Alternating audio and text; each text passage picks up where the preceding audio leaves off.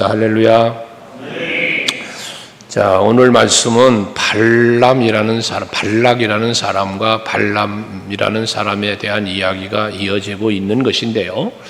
당시에 이스라엘이 하나님의 도우심으로 강성한 나라가 되어져 가잖아요. 그러다 보니까 이 모압의 발락이라는 사람이, 십보리의 아들 발락이라는 사람이 모압의 왕이 있는데, 그가 바라볼 때 저 이스라엘 사람들이 두려운 거예요. 무서운 거예요. 그리고 하나님께서 저들과 함께 하시기 때문에 저들은 강한 나라가, 민족이 되어서 이제 자기들까지도 해를 당할까 두려워지는 거죠. 그래서 그 두려운 마음에 발람이라고 하는 사람을 불러서 6절에 보면 우리보다 강하니 청하건대 와서 나를 위하여 이 백성을 저주해라. 이스라엘 백성을 저주할 것을 발람에게 부탁을 하는 것입니다. 그 부탁을 하는데, 부탁을 하는 이유가 어디 있는가 하면 6절에 그렇게 말합니다. 내가 혹 그들을 쳐서 이겨 이 땅에서 몰아내리라 하면서 그대가 복을 비는 자는 복을 받고 저주하는 자는 저주를 받을 줄 내가 압니다 라고 말을 해요. 그러니까 발람이라는 사람이 복을 빌면 복을 받고 저주하면 저주를 받는다는 걸 이 발락이 안다는 거예요. 이 발락이라는 사람이 놓친 것이 하나 있습니다. 여기서 그게 뭐냐 하면, 여러분들도 잘 경각심을 갖고 좀 듣고 마음에 새겨야 할 건데, 발람이라는 사람이 복을 빌면 복이 임하고 저주하면 저주가 임한대요. 그러니까 발락은 그 발람이라는 사람을 불러서 저 이스라엘 백성들을 저주해 달라는 것이거든요. 그러면 저들에게 저주가 임하게 될 것이고 내가 저들을 멸할 수 있게 되어진다는 생각을 발락이라는 사람이 갖고 있는 거예요, 모압 왕이. 그런데 여러분, 여기서 한 가지를 기억할 게 뭐냐 하면은, 자, 발람이 저주를 했어요. 그럼 저주가 임해요. 복을 빌면 복이 임해요. 그렇다면 누구에게 빕니까? 누구에게 복을 빌면 누구에게 저주를 빕니까? 그 복을 내리시고 저주를 내리시는 분이 누굽니까? 이걸 놓치고 있는 거예요. 여러분, 발람이, 뒤에 말씀이 나오지만 발람이 기도를 하면 복을 주세요 기도하고 저주하세요 기도하면 기도를 듣는 이가 누구냐? 여호와 하나님이시죠. 복을 주시는 분도 하나님, 때로는 저주를 내리시는 분도 하나님이십니다. 그렇다면 우리들도 신앙생활하면서 놓치지 말아야 할 것은 바로 사람을 의지하고 사람을 찾고 사람을 바라보는 게 아니라 복 주시는 여호와, 우리의 생사와 복을 참되게 주관하시는 여호와를 찾고 바라보고 의지해야 된다는 것입니다. 우리가 신앙생활은 늘 그래서 하나님과의 관계 속에서 신앙생활을 이루어가야 되는 거예요. 내가 하나님과의 관계가 바르게 서지 못하면 아무것도 될 수가 없어요. 아침에 하나님 앞에 회개함도 말씀을 드렸습니다마는, 왜 우리가 죄에 대한 회개를 해야 됩니까? 왜 우리가 변화가 돼야 됩니까? 하나님과의 관계가 열려져야 되겠기 때문에, 내가 예수와 하나가 되어야 하겠기 때문인 것입니다. 그것이 우리들의 신앙이고 신앙생활이 되어야 하는 것이죠. 그런데 주체를 놓쳐버리면, 여호와를 놓쳐버리고 예수를 놓쳐버리면, 잊어버리고 함께하지 않으면 난 아무것도 아닌 게 되어지는 거예요. 여러분에게 간혹 안수하거나 할 때 그런 말을 했습니다마는, 여러분 오늘도 안수기도를 받겠다고 받으신 분들이 계시지만, 제가 안수를 하면 여러분 제 손에 능력이 있습니까? 아니에요. 제 기도에 능력이 있습니까? 아니에요. 하나님의 능력인 거예요. 그래서 여러분들 외에도 제가 축복하며 안수기도 할 때 항상 하는 기도가 있잖아요. 이 종이 서로 얹어 기도할 때에 전능하신 여호와의 능력이 임재하여 주시고 자비롭고 긍휼하신 손길이 임재해 달라고, 그게 하나님의 역사가 임하기를 기도하는 거죠. 저의 축복은 그런 거예요. 그렇다면 저는 빌 뿐, 말 그대로 축복이에요. 빌 축자, 비는 거예요. 복을 빌 뿐이에요. 그러면 복을 주시는 분은 누구다? 여호와 하나님이시다는 거죠. 그래서 우리는 하나님을 믿어야 돼요. 하나님을 바라보고 의지해야 된다는 말씀입니다. 발락은 그러한 하나님에 대한 것은 잊어버리고 이 발락이라는 사람만 바라봤고 발람이라는 사람만 찾고 있는 것이거든요. 그러다 보니 7절에 보면 모압 장로들과 미디안 장로들이 손에 복채를 가지고 떠나서 발람을 찾아갔다는 거예요. 발람을 찾아갈 때 뭘 갖고 찾아가요? 복채를 가지고 찾아갔다라고 말을 합니다. 이 복채가 무엇입니까? 복채는 여러분 들어보시거나 아실 분들 계실 거예요. 점쟁이한테 점치러 갈 때 갖다 주는 돈이 복채입니다. 나에게 점술이 잘 나오길 바라는 마음에서 나에게 복을 빌어달라고 하면서 복채를 가지고 간 거예요. 이것이 발락의 행위였는데 발람의 입장에서 볼 때는 이게 뭡니까? 재물의 유혹인 것입니다. 마귀들은, 악의 권세들은, 세상의 사람들은 여러분을 미혹합니다. 우리가 미혹을 언제나 당할 수 있습니다. 그 미혹이 있을 때, 유혹이 있을 때 우리는 그 유혹을 물리칠 수 있는 사람이 되어야 합니다. 그러려니까 미혹을 물리치기 위해서 뭐가 필요합니까? 바로 앞에서 말씀드렸던 하나님과 나와의 관계가 필요합니다. 올바른 관계가. 이 하나님과 나와 올바른 관계가 바르게 정립되어 있지 못하면 이러한 유혹에 넘어가게 되는 거예요. 최초의 인간 아담과 하와가 선악과를 먹은 것도 유혹에 빠져 넘어간 거잖아요. 왜 넘어갔습니까? 하나님과의 관계가 그 말씀을 통한 하나님의 말씀에 대한 것이 올바른 인식이 없었기 때문에 넘어지고 만 거예요. 미혹에 넘어지는 이유는, 유혹에 빠지는 악의 모든 마귀의 관계에 넘어가는 이유는 하나님과의 관계가 바르게 되어 있지 못하기 때문이라는 것입니다. 그래서 사도 바울은 에베소서 6장 11절에 말하잖아요. 모든 마귀의 관계를 대적하기 위해서 뭐하라? 하나님의 전신갑주를 입으라고 말하는 거예요. 그 하나님의 전신갑주가 뭡니까? 말씀입니다. 말씀이 뭐예요? 이게 하나님의 뜻이에요. 하나님의 계시예요. 하나님의 명령이며 하나님의 약속이에요. 우리가 하나님과의 관계가 바르게 되어 있다라고 하는 이 올바름의 관계는 무엇으로 확인할 수 있느냐? 내가 하나님의 말씀을 얼마나 알며 이 얼마나 말씀을 믿으며 내가 얼마나 말씀대로 살고 있는가가 나와 하나님과의 관계를 형성시켜 가는 것이에요. 내가 하나님의 말씀을 믿지 못하고 말씀대로 살지를 못하면 말씀대로 살지 못하니 하나님 앞에 범죄하게 되는 것이고 그 죄를 범하면 결과적으로 하나님과의 관계를 가로막는 게 되어진다고 했으니까요. 그래서 우리는 하나님과의 관계를 바르게 가져가야 되는데 이 재물의 유혹을 이 발람이 받아요.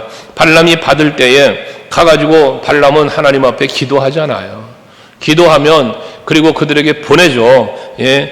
여호와께 내가 물어본 다음에 너희들에게 대답할게. 하룻밤 기다려봐라 하면서 발람이 하나님 앞에 기도를 하지 않습니까? 여기까지 참 좋아요.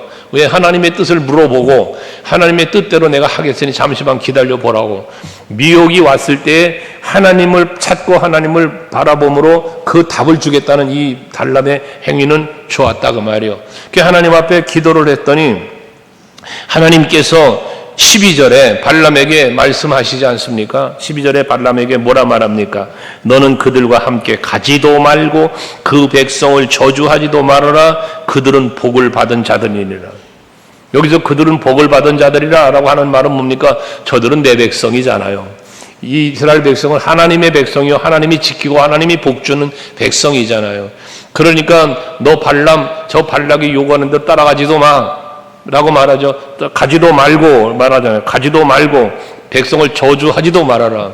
분명하게 단호하게 하나님 말씀을 하시는 거예요. 발람이 하나님의 음성 들었죠. 여호와의 말씀 들었습니다.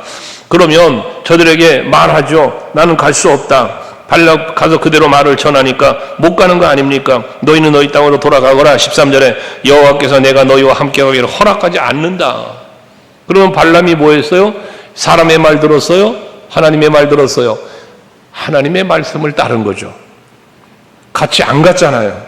나 저주 못해. 왜? 하나님이 하지 말래. 나 안 할 거야. 그러니까 돌아가라. 그럼 돌려보냈어요. 잘한 겁니다. 1차적 승리를 이룬 겁니다. 그런데 여러분 또 신앙생활하면서 기억해야 할 것은 마귀의 유혹은요. 마귀가 여러분을 미혹하는 것은요. 절대 단회성으로 끝나지 않는다는. 한번 찾아왔던 마귀는 또다시 찾아온다는 거예요. 여러분을 한번 미혹했는데 안 넘어와. 나한테 마귀가 안 넘어와. 말씀으로 기도로 자기를 이겼어. 마귀가 볼 때. 여러분들이 승리한 거잖아요. 그럼 마귀가 여러분을 포기할까요? 절대 마귀는 포기하지 않습니다. 주 예수께서 오셔서 저들을 결박하여 무조경 속에 집어넣을 때까지는 결코 여러분 포기하지 않고 유혹하고 공격하는 겁니다. 그러니까 이걸 여러분 아셔야 된다는 거예요. 베드로 사도가 말하는 것처럼 깨어라, 근신해라. 왜? 사단 마귀가 우는 사자처럼 두루 삼킬 자를 두루 찾는다는 거예요. 이게 지금 예수님 오시기 전엔 계속되어질 일이에요. 계속되어질 일. 그래서 여러분들을 미혹하는 이 미혹에 넘어가면 안 되는데, 그런데 한 가지 또 알아야 할 거 뭐냐? 마귀가 여러분을 유혹할 때에, 자, 재물을 가지고 찾아와서 유혹을 했어요. 그랬더니 물리치네요. 물리치니까 그 다음엔 어떻게 미혹을 합니까? 16절 이하의 말씀에 보니까 그럽니다. 발락이 다시 보내서 하는 말이 뭐냐면 16절에 너는 아무 곳에도 거리끼지 말고 내게로 와라. 이 말이 뭡니까? 하나님이 너한테 설령 가지 말라 해도 그런 거 신경 쓰지 마. 그냥 넌 나한테 와. 이 말 아닙니까? 여러분, 하나님의 말씀이 여러분에게 걸림돌이 되면 안 되잖아요. 하나님의 말씀은 여러분들의 영의 양식이면서 여러분들의 무장한 무기가 되어야 하는 것이죠. 이게 걸림돌이라고 하면 안 돼. 이 걸림돌이, 말씀이 걸림돌이 되는 사람은 어떤 사람이냐? 말씀대로 살려고 하는 사람이 아니라 말씀에 거스려 살려고 하는 사람이에요. 그러니까 말씀대로 살지 않으려니까 말씀이 내 걸림돌이 되는 거야. 내가 하고 싶은 걸 가로막는 거야, 말씀이. 근데 하나님의 말씀대로 사는 사람은 말씀이 걸림돌이 아니라 말씀은 나침반과 같고 말씀은 나를 이끌어주는 인도자와 같은 것이 되잖아요. 근데 지금 발락이 뭐랍니까? 거리끼지 말고 와라. 아무것도 거리끼지 말고 내게로 와라.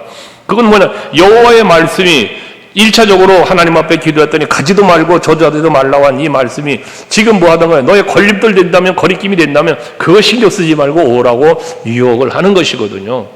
이런 마귀의 유혹이 또 2차적으로 오는 거예요. 그러면서 17절에 내가 그대를 높여 크게 존귀하게 하고 그대가 내게 말하는 것은 무엇이든지 시행하리니 청하건대 와서 나를 위하여 이 백성을 저주하라 하시더이다 라고 말하는 거예요. 그러니까 내가 너를 높여서 크게 존귀하게 해주겠다. 여러분, 세상 사람들이 여러분을 높여줄 수 있어요. 존귀하게 해줄 수 있습니다. 세상이 주는 권세로, 세상이 주는 힘으로 말입니다. 그러나 이 세상의 모든 권세와 세상에 존재하는 모든 힘을 다스리시는 분이 누군데? 하나님이신데. 그러니까 여러분, 다윗의 고백이지만 나의 힘이신 여호와요. 여호와가 나의 힘으로, 여호와를 나의 힘으로 삼은 사람은 세상을 다스릴 수 있는 사람이 됩니다. 여호와를 나의 힘으로 사는 사람은 세상 권세에 굴복하지 않습니다. 그러니까 사울왕의 권세 앞에 굴복하지 않잖아요. 골리앗의 힘 앞에 굴복하지 않잖아요. 이게 여호와의 이름을 믿고 여호와 하나님과의 관계가 바르게 형성된 사람의 삶의 모습인 것이에요. 발락에게도 이런 유혹이 찾아오고 여러분들에게도 찾아오는 거예요. 세상 사람들이 여러분을 높여주고 존중히 여겨준다? 그거 여러분 기대하고 따라가지 마시고요. 하나님이 나를 존귀하게 여기시고 하나님이 나를 높여주심을 기뻐하면서 그 나를 높여주시고 보배롭고 존귀하게 여기실 그 하나님을 찾아갈 수 있는 여러분들이 될 수 있기를 바라는 거죠. 이사야서 43장 4절에 그 말씀하잖아요. 내가 너를 보배롭고 존귀하게 여기며 내가 너를 사랑하였은즉. 하나님께서 여러분 우리를 보배롭고 존귀하게 여겨주신다잖아요. 그거로 족한 줄 아는 여러분 되시기를 바랍니다. 다른 어떤 존귀와 부귀와 영화를 무엇으로 바라볼 겁니까? 이미 하나님이 내게 다 주셨는데, 나 하나님의 자녀가 된 권세를 주셨는데, 이 세상이 아니라 잠시 있다 사라질 하루살이 인생 같은 우리들의 삶의 현장에 주어지는 이 세상 것이 아니라 영원한 하나님의 나라의 누림을 나를 위하여 예비해 주시는데 무엇이 부족하며 무엇이 여러분 나를 내 마음을 뺏을 수 있습니까? 빼앗을 수 없는 것입니다. 그러니까 이전에 즐기던 모든 것들도 다 버리고 오직 예수 따라간다고, 여러분 세상 자랑 다 버리고 세상 즐거움 다 버리고 오직 예수 따라가고 예수 믿겠다고 여러분 우리는 고백하는 게 우리의 믿음이 되어야 한다는 것입니다. 그래서 이젠 재물로 유혹에 안 넘어오니까 세상 권세를 다 주겠다는 거예요. 네가 원하는 거 내가 다 해주겠다는 거예요. 여기서 우리는 판단하셔야 돼요. 여러분 세상 사람들이 세상 것 갖고 네가 원하는 거 다 해줄게, 나한테 와. 마귀가 넘어가지 마셔야 돼요. 내가 원하고 내가 바라는 거 그건 하나님이 주셔야 되는 겁니다. 하나님이 안 되게 하면 안 되는 거요. 하나님이 되게 하면 되는 거요. 우리 소강교회 성도들은 하나님의 은혜 속에서 범사가 잘 돼갈 수 있는 여러분들이 되시기를 바랍니다. 오늘 박명 집사님 가정에서 찬양한 것처럼 우리의 행복은 어디서? 예수 안에 있는 거예요. 이걸 여러분 믿어야 하고 그걸 찾아가는, 그걸 누려가는 여러분들이 되시자는 것입니다. 그러면서 이런 유혹을 할 때 발람이 발락에게 말합니다. 멋진 말을 해요. 18절에 그 집에 가득한 은금을 내게 준다 할지라도 내가 능히 여호와 내 하나님의 말씀을 어겨 덜하거나 더하지 못하겠노라. 얼마나 멋진 신앙의 고백입니까? 네가 아무리 큰 재물을 준다 해도 또 어떠한 권세를 준다 해도 나는 여호와의 말씀대로 먼저 말씀하신 게 있으니까 거기서 덜하거나 더하지 못하겠다 하면서 19절 중요한 게 이거요. 나 더 이상 하나님이 말씀 듣지 너희들 뭐 재물 줘 권세도 다 필요 없어. 나 하나님 말씀 들을 거야 하면서 19절에 그런즉 이제 너희도 이 밤에 여기서 유숙하라 하며 여호와께서 내게 무슨 말씀을 더 하실는지 알아보리라. 이게 뭡니까? 발람의 이 행동이 무엇이냐? 이미 하나님은 말씀하셨어요. 저들과 함께 가지도 말고 저주도 하지 말아라. 저들은 복받은 자들이다. 앞에도 말씀하셨잖아요. 이미 하나님의 뜻은 정해진 거예요. 그러면 발람은 여기서 뭐 해야 돼? 앞에 18절에서 멈춰야 돼요. 너희들이 나에게 아무리 은금과 재물을 준다고 해도 어떤 권세를 준다 해도 하나님의 말씀이 가지도 말라고 했고 저주하지도 말라고 했으니 나는 할 수 없어로 끝나야 되는 거예요. 그런데 여기서 뭐 해? 한 번 더 기도해 보겠다는 거예요. 하나님이 나한테 더 하실 말씀이 있는가를 한번 알아보겠다는 거예요. 여기서는 뭘 말하는 겁니까? 하나님의 뜻이 아니라 자기 의지를 가지고 하나님의 뜻을 반복적으로 묻는 거예요. 이 반복적인 묻는 질문 속에 뭐가 있습니까? 가고 싶은 마음이 그 안에 있는 거예요. 왜?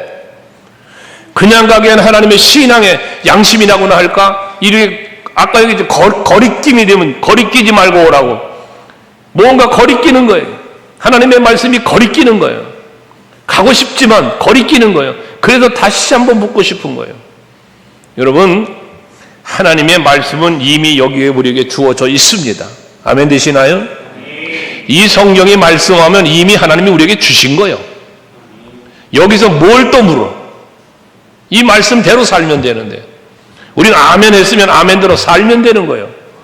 오늘 여기 현장에서 예배하면서 하나님 말씀 들 때 아멘 해놓고 나아가서는 혹시라도 하나님이 또 하며 혹시라도 하며 또다시 욕심에 매인 기도나 세상 권세에 붙잡힌 마귀의 미혹에 끌려가는 그런 기도를 재차하지 말라는 거예요.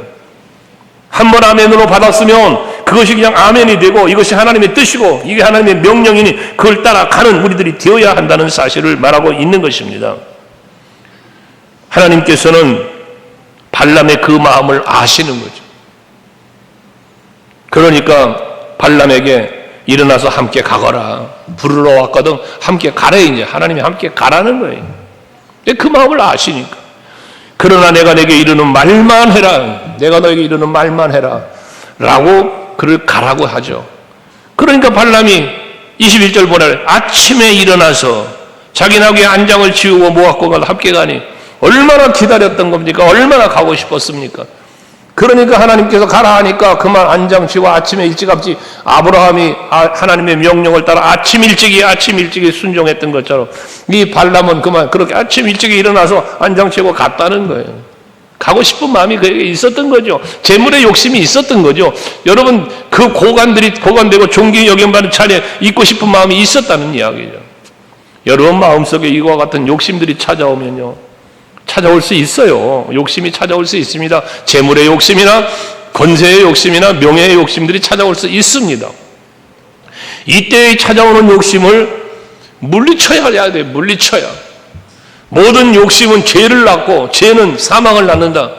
야고보서 1장에 말하지 않습니까? 내 마음에 욕심으로 찾아오는 것들은 과감하게 누르고 제어하고 버릴 수 있어야 되는 거예요. 그걸 못 버리면 발람같이 되어지고 마는 거예요. 따라갔어요. 그런데 놀라운 일은 하나님께서 22절에 뭐라 합니까? 그가 감으로 말미암아 하나님이 진노하심으로. 여러분 보세요. 가라고 했어요. 그런데 그가 가는 걸 보면 진노했대요. 이거 좀 아이러니하지 않습니까? 이렇게 진노할 거면 두 번째 물어도 가지 말아라 하고 말씀을 하셨으면 얼마나 좋았겠는가마는 가라고 해놓으시고 가니까 진노했대요. 여러분 여기서 우리는 하나님의 마음을 헤아려야 되는 것입니다. 우리는 항상 하나님의 진리, 본질 이것을 바르게 우리가 알고 믿지를 못하면 우리의 신앙은 언제든지 상황 앞에 흔들리는 거예요. 상황윤리라는 말이 있죠. 상황윤리. 어쩔 수 없는 상황 속에서 그 상황 때문에 내가 어쩔 수 없어서 흔들렸다는 거예요. 신사참배. 한때 우리나라에 엄청난 그 얘기가 많았던 거 아닙니까? 신사참배. 일제시대 신사참배한 거. 그때 내가 신사참배하고 살아야 이 후손들에게 복음 전할 거 아니냐. 그래서 신사참배했다는 거 아니에요? 어떤 한쪽의 이론이. 응? 만약에 거기서 내가 신사참배 안 하고 고집하고 죽어버리면 누가 후대에 복음을 전하겠느냐는 논리. 이게 여러분 얼마나 우스꽝스러운 논리입니까? 여러분들, 우리는 세상의 환경 앞에 코로나19 당장 우리 최근에 겪은 일 아닙니까? 코로나19 상황 속에서 정부가 하지 말라지 않습니까? 세상 법이 그렇게 명령했지 않았습니까? 예? 이거 세상 법도 지켜야 되지 않습니까? 이 상황윤리 앞에 무너지는 거죠. 지금 얼마나 많은 교회들이 무너졌습니까, 여러분? 예? 제 주변에도 많은 교회들이 무너졌습니다. 예배가 회복이 안 된답니다. 교회를 떠난 사람들이 돌아오지 않는답니다. 가슴 아픈 이야기들이 너무나 많아요. 여러분, 그러나 우리 서강교회 성도 여러분들은 믿음을 지켰잖아요. 그 상황을 이기셨잖아요. 그게 우리가 가야 할 길인 거예요, 그게. 하나님 뭐 했어요? 진노했어요. 하나님이 가라고 했다고 가기 원하는 하나님의 마음이 아니잖아. 이미 하나님의 마음은 가지도 말고 저주도 말하라가 하나님의 마음이야. 그런데 가고 싶다고 또 묻고 또 물으니까 가라고 했으나 그래도 안 가길 바라는 하나님의 마음이 있었던 거죠. 하니까 진노를 하셨대. 이 하나님의 진노는 무슨 진노냐?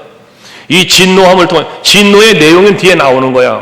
나귀를 통하여 하나님 역사하시는 이 내용인데, 이 진노의 목적이 어디 있느냐? 발람에게 하나님의 뜻이 무엇인지를 깨닫게 하시기 위한 진노요.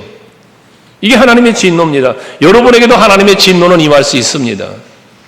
내가 하나님의 뜻을 바르게 알지 못하고 내가 하나님 앞에서 온전한 믿음으로 살지 못하고 허황된 세상의 욕심에 빠지거나 어떤 상황에 빠져갈 때 하나님은 진노함을 통하여 나에게 그렇게 하는 것을 하나님이 기뻐하지 않는다는 사실을 깨닫게 하신다는 거예요. 깨닫게. 자, 여러분, 출애굽의 역사에서 한번 보십시오. 출애굽의 역사 속에 보면 하나님이 인도하시고 저들을 출애굽시켜서 이끌고 가시잖아요. 그런데 하나님은 그 하나님의 말씀을 따르지 않는 백성들 앞에 진노하시잖아요. 우리 지난번에 묵상했던 대로 그 불뱀 사건도 그거지 않습니까? 하나님께서 이미 구름기둥 불기둥으로 만나를 먹이시며 반석에서 물을 내시면서 역사를 하시는데도 불구하고 불평을 하잖아요. 이 하찮은 음식을 우리에게 준다면서 만나를 비하했잖아요. 하나님의 은혜를 비하하는 거예요, 이거는. 그러니까 하나님이 진노하셔서 뭐해? 불뱀을 보내서 물게 하시는 거예요. 그러면서 뭐해? 하나님의 인도가 있음을 깨닫게 하시는 거예요. 진노를 통하여 그러시는 거예요. 또 출애굽기에도 보면 16장에도 마찬가지요. 물을 반석에서 내려 먹게 하셨는데도 불구하고 출애굽기 16장 마지막 절에 보면 이스라엘 백성들이 그 반석에서 난 물을 마셨어요. 그런데도 이들이 뭐라고 그래? 하나님께서 우리와 함께 계신가 안 계신가 하였더라 그래요. 하나님이 엄청난 반석에서 물을 내시는 은혜를 주셨음에도 하나님이 우리와 함께 계신가 안 계신가 의심했다는 거예요. 그러니까 하나님께서 출애굽기 17장 1절에 보면 그때에 라는 말씀을 합니다. 그때에. 이때가 무슨 때? 그때는 무슨 때? 이스라엘 백성이 하나님이 계신가 안 계신가를 의심할 때예요. 그때 아말렉과의 전쟁을 일으키시는 거야. 그래서 그 전쟁이 되어지는 상황을 보면서 하나님은 우리와 함께 계시는가를 알게 하시는 거예요. 여호수아가 나가서 백성을 이끌고 전쟁하고 모세는 산꼭대기에서 손을 들고 기도하고 팔이 내려오면 치니까 아론과 홀의 옆에서 붙잡아주고 모세의 기도, 아론과 홀의 협력, 여호수아의 담대한 전쟁 어우러져서 전쟁의 승리를 하게 하시잖아요. 그럼 이 전쟁의 승리를 보십시오. 모세가 볼 때 내가 기도했으니까 이겼다. 아론과 홀은 내가 모세의 팔을 잡아줬기 때문에 이겼다. 여호수아는 아니야. 내가 현장과 싸웠잖아. 내가 이긴 거야. 여러분, 누가 이긴 겁니까? 모세가 이긴 것도 아론과 홀이 이긴 것도 여호수아가 이긴 것도 아니라 하나님이 이기신 거잖아요. 그래서 그 전쟁의 기념비를 세워 여호와 니시, 여호와의 승리라는 거예요. 우리의 믿음이 여기에 있어야 된다는 것입니다. 범사의 모든 것은 하나님이 하신다는 하나님의 뜻을 우리는 그래서 알아야 된다는 거예요. 그걸 알게 하시기 위해서 때로는 하나님 환경도 만드시고 때로는 사람을 들어 오늘 본문에 보면 나귀를 들어서 하나님의 뜻을 알려요. 나귀를 들어. 어떤 면에서 보면은 이 발람이라는 사람은요, 나귀만도 못한 영성을 갖고 있는 사람이었던 거예요. 나귀만도 못한. 나귀는 볼 수 있는 걸 이는 보질 못하는 거예요. 나귀는 들을 수 있는 주의 음성을 듣질 못하는 이런 상황이요. 여러분 한번 생각해 보십시오. 누군가는 주님의 음성을 듣는다는데, 누군가는 주님의 일하심을 본다는데 왜 내 눈에는 안 보일까? 왜 내 귀에는 안 들릴까? 그 말입니다. 오늘도 하나님의 말씀이 선포되는데 어떤 사람은 은혜로 받아들여진다는데, 이게 은혜가 된다는데 왜 나는 은혜가 안 될까? 여러분 개인의 영성의 문제라고 말씀드렸잖아요. 발람의 모습이 그런 모습이었다는 거예요. 그래서 나귀를 통해서 발람을 깨닫게 하시는 거잖아요. 23절, 25절, 27절 보십시오. 23절에 먼저 보면 나귀가 여호와의 사자의 칼을 빼어 손에 들고 길에 선 것을 보고 그러잖아요. 25절도 나귀가 여호와의 사자를 보고 라고 말하고, 27절도 나귀가 여호와의 사자를 보고, 나귀는 보아요. 여호와의 사자가 와서 지금 길을 가로막는 걸 보아요. 그런데 발람은 못 보는 거예요. 그러니까 애매한 나귀만 매질을 하잖아요. 채찍질로 매질만 하잖아요. 오죽하면 나귀가 발람에게 말합니다. 왜 나 때려?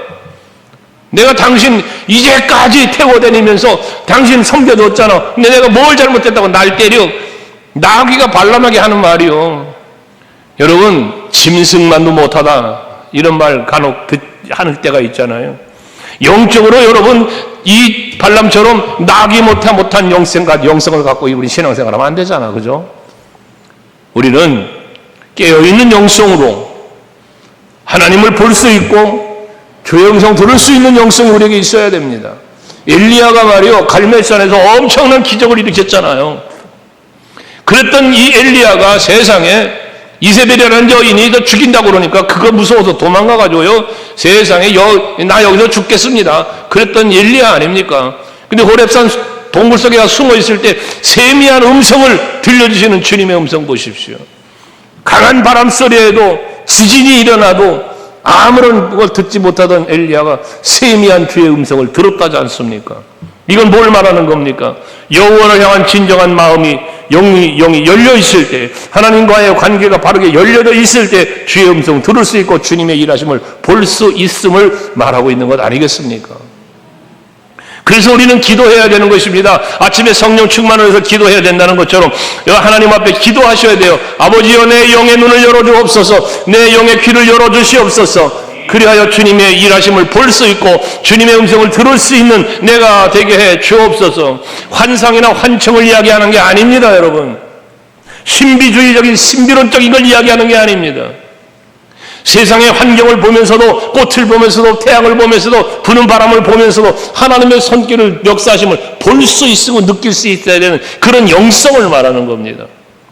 어린아이의 울음소리를 들으면서도, 여러분 누군가가 찬송하는 찬송의 소리를 들으면서도, 지금 선포되는 말씀을 들으면서도 주님의 음성이 내 귀에 들려와야 되는 것이죠. 이건 깨달음을 말하는 겁니다. 깨달음, 영적인 감각을 이야기하는 겁니다. 여러분에게 그것이 있기를 주 이름으로 축원합니다.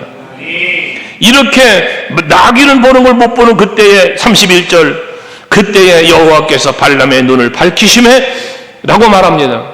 이거 할렐루야지요.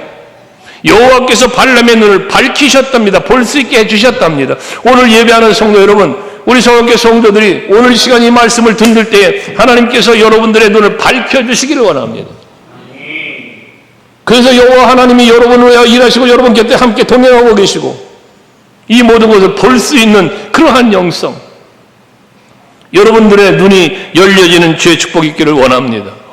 에바다라는 찬송을 우리가 알죠. 에바다, 눈 먼 자에게 그 눈을 뜨게 해주는 에바다의 음성이 여러분에게 들려서 여러분의 눈이 열리고 여러분의 귀가 열림으로 하나님과의 관계가 더 가까워지고 늘 주님과 동행하는 영적인 그러한 삶을 살아가는 여러분들이 되실 수 있기를 주 이름으로 축원합니다. 그제서야 34절에 보면 내가 범죄하였습니다 하면서 회개하는 발람의 모습을 보게 됩니다. 이 자신의 죄를 깨닫게 되고 그러고 회개를 할 때 그때 하나님께서 그를 강권하시면서 회개시키셨고 하나님의 일을 맡기시는 것을 보게 되어지는 것이죠. 35절에 보면 여호와의 사자가 발람에게 이르기를 그 사람들과 함께 가라, 내가 내게 이르는 말만 할지니라 라고 말합니다. 다시 앞에도 말했던 말씀을 다시 하는 거예요. 가지 말라 했던 것과 가라는 것에 차이점이 있지만 중요한 핵심 메시지, 내가 너에게 이르는 말만 해라.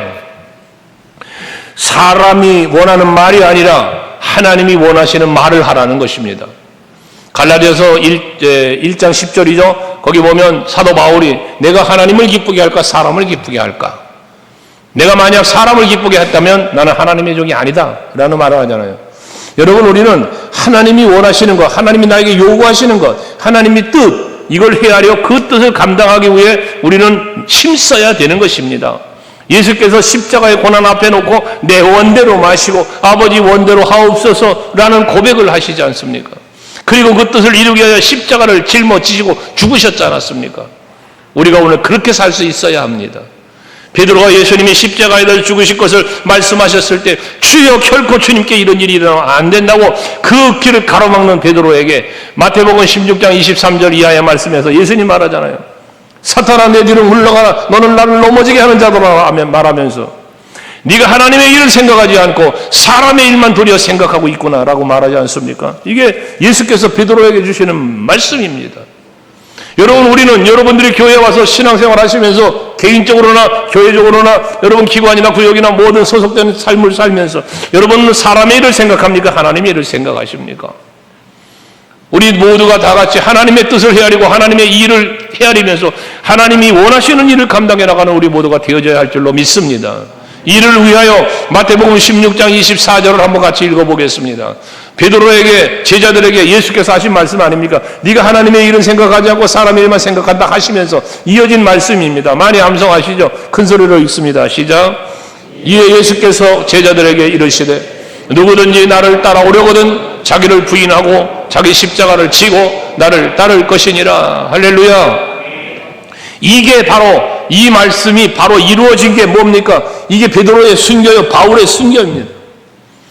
바울이 갈라디아서 2장 20절에도 고백했던 오늘 아침에도 묵상했던 말씀이잖아요. 내가 그리스도 예수와 함께 십자가에 못 박히는 내가 죽는 거야, 내가. 그리고 내 안에 예수가 살게 하는 거예요. 이게 곧 하나님의 뜻을 이루고 하나님의 원하시는 요구하는 삶을 살아갈 수 있는 거예요. 그게 자기를 부인하고 자기 십자가를 지고라고 말씀하고 있잖아요. 여러분, 우리 서강교회 성도들은 바울처럼 예수님 말씀하신 것처럼 자기를 부인하고 날마다 나를 죽이면서 내가 지어야 할 십자가, 사명의 십자가 감당하면서 주의 뜻을 이루어가는 우리 모두가 될 수 있기를 바랍니다. 그래야 할 때 사도행전 교회를 꿈꾸어 나가는 우리들 앞에 오늘 이 시대의 사도행전 교회 같은 정말 능력 있는 교회, 성령이 역사하는 교회, 복된 교회로 우리 교회는 세움을 입어갈 줄 믿습니다. 그 자리에 우리 모두가 주인공 되어서 설 수 있기를 주의 이름으로 축복합니다. 할렐루야. 기도하시겠습니다.